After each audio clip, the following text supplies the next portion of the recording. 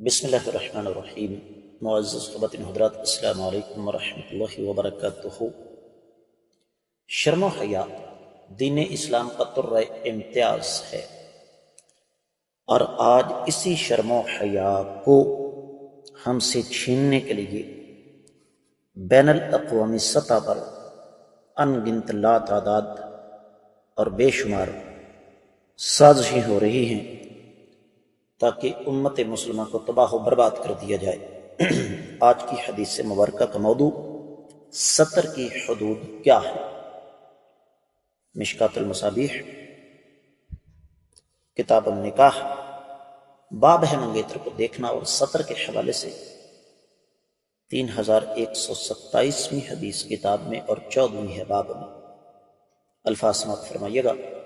وعن عمرو بن شعيب عن أبيه عن جده عن النبي صلى الله عليه وسلم قال إذا زوج أحدكم عبده أمته فلا ينظرن إلى عورتها، وفي رواية فلا ينظرن إلى ما دون السرة وفوق الركبة، رواہ ابو داود۔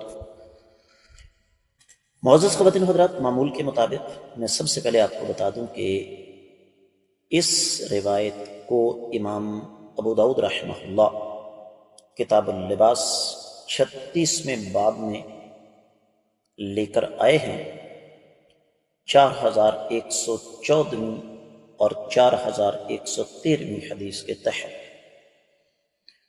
شیخ البانی رحمہ اللہ، شیخ زبیر علی زئی رحمہ اللہ اس حدیث کو حسن قرار دیتے ہیں، اور حقیقت بھی یہی ہے کہ یہ روایت اللہ تعالیٰ کی توفیق سے قابل حجت ہے۔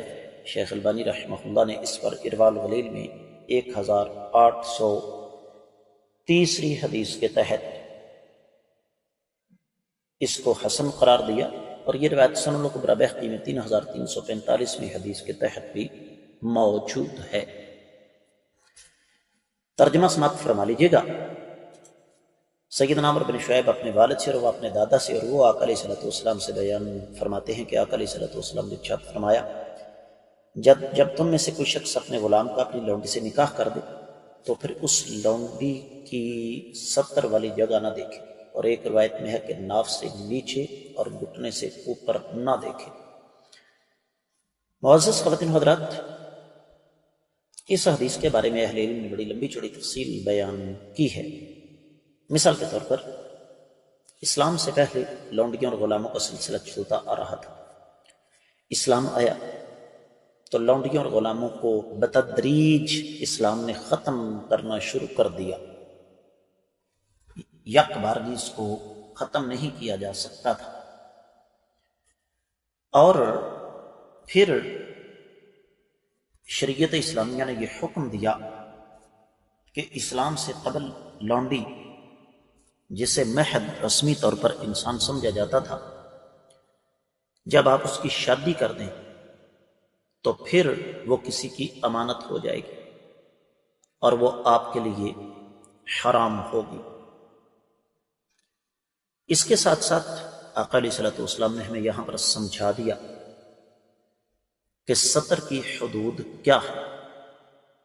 یہ جو آپ نے حدیث مبارکہ میں سماعت فرمایا ہے